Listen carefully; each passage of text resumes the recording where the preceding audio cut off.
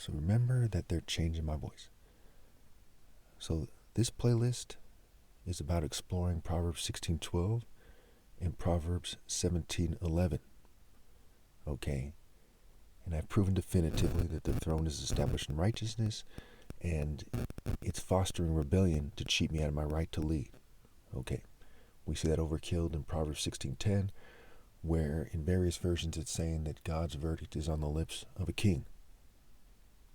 So God's verdict is something that I'm communicating, and people who are cheating me out of my right to lead, who aren't rallying to me, are fostering rebellion against God, and they'll be punished, forever. And so will their offspring. This is the end. There'll be no valid king after my flesh dies. So Proverbs 17:2, it says, a prudent servant will rule over a disgraceful son and will share the inheritance as one of the family.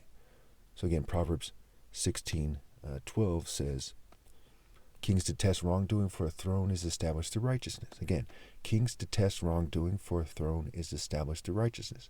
And Proverbs 17:2 says, a prudent servant will rule over a disgraceful son and will share the inheritance as one over the family. Okay, so this is the ruling, right? This is who is Christ in the end, okay?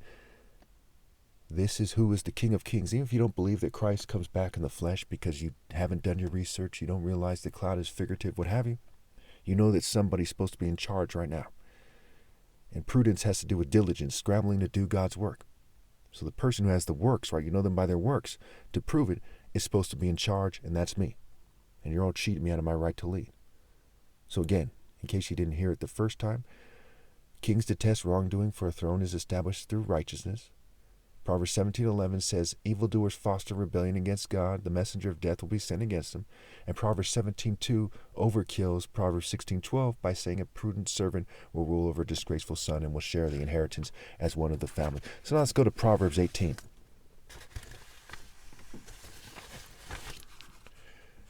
I'm just going to read the whole thing. It's only 24 verses. And you're going to see that it connects very much to Proverbs 16 and 17. And keep in mind that in Proverbs 1:19, it says, all who go after ill-gotten gain go to the realm of the dead. Okay? So you can't leverage white privilege, Jewish privilege, LGBT privilege, choking minority privilege, or what have you. You can't leverage your networks unfairly. You can't sabotage them, what have you. Which leads us to Proverbs 18:1. An unfriendly person pursues selfish ends, and against all sound judgment starts quarrels. Okay? So they're starting a quarrel with me. Even though I've proven that I'm the top martial artist ever possible, I've proven that it's with focused moral intensity, that I am that. I have 15 years worth of videos. In August, it'll be 15 years to the month. August 31st, it'll be 15 years to the day. Okay? Thousands of videos where you see that I'm sabotaged. You see they've edited them. You see all the signs of being persecuted for righteousness' sake. And you see me arguing things in a way that goes far beyond what everyone else has been saying over the years. And in a certain manner that goes far beyond them as well. But yet, by their actions, they're pursuing selfish ends instead of establishing the throne in righteousness like I have. And they're starting a quarrel with me against all sound judgment. So they're selfish and they have bad judgment. An unfriendly person pursues selfish ends, and against all sound judgments starts quarrel. Against all sound judgment starts quarrels. Fools find no pleasure in understanding, but delight in airing their own opinion. So you're following idiots who are merely airing their own opinion instead of the righteous verdict from God through me. When wickedness comes, so does contempt. With shame comes reproach. You might say, well, why are you being so harsh? Why aren't you being humble? Right? Put a lamp on its stand. Was Jesus being humble when he said he's the Son of God to the Pharisees? Yes and no. Right? Humility is the fear of the Lord. And so on the deepest level of being humble, yes. When it comes to mere white social norms, worldly social norms, Jewish and LGBT social norms, you might say no, but who cares? Those are mere human rules, customs, and traditions.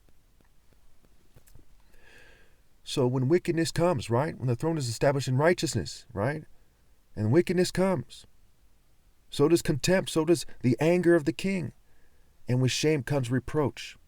And we see many scriptures that talk about the king's anger being like the roar of a lion. And kings punishing the wicked, right? Driving the threshing wheel over them, winning them out, what have you. Again, they're making it harder for me to speak because I'm persecuted for righteousness while bootlickers aren't. That's a clear sign that you should be listening to me. I'm speaking sense. I'm righteous, and they're making it harder for me to communicate on a planet where everyone listens to some kind of very well-spoken bootlicking coward or something to that effect. With all the fancy, visual aids and technology and programs while they're hacking my phone and keeping me from those things. Pretty straightforward. The words of the mouth are deep waters, but the foundation of wisdom is a rushing stream. And in Proverbs 21:1, it says, it's 21 something, it says that, in the Lord's hand, the king's heart is a stream of water that he channels to those who please him. Okay, so the wisdom and the righteousness from God are channeled through the king, me, to those who please God by not cheating me out of my right to lead and accepting correction and instruction. It's not good to be partial to the wicked and so deprive the innocent of justice. It's not good to cheat the righteous person who's established his right to lead in righteousness and justice, okay, by being partial to the wicked and depriving me of the justice of getting my right to lead. So again, it's not good to be partial to the wicked and so deprive the innocent of justice. And the throne is established in righteousness, okay? And evildoers foster rebellion against God. Evildoers foster rebellion against God. The messenger of death will be sent against them. And the divine verdict is on the lips of a king. So the message of death is sent through me, the message of spiritual death and eternal punishment. And the angels of death and the forces of God, the supernatural forces of God, marshal people to their fate. It's pretty straightforward, right? If you have any questions, put in the comments. I know they're making it harder for me to speak. Now notice what it says next in verse 6. After it says, it's not good to be partial to the wicked. Okay, so I had to switch to the phone from the mic. Both the mics are acting up, so just bear with me. In verse 5, it says, it's not good to be partial to the wicked and so deprive the innocent of justice. In the next verse, it says, the lips of the fools bring them strife, and their mouths invite a beating. So the lips of fools bring them strife, and their mouths invite a beating. In the next verse is, the mouths of fools are their undoing, and their lips are a snare to their very lives. Now ask yourself, these worms who are on duty right now, the people giving them the orders, the people who want to see this happening, should they get beat down forever for eternal punishment? Should they have their souls soaked in lava to the point where it causes more suffering, far more suffering than anyone has felt on this planet yet forever? Yes. We are talking complete wastes of life who have persecuted the most righteous person and are playing childish Western frat games. English frat, American frat, German frat, you name it, childish Jewish fraternity games.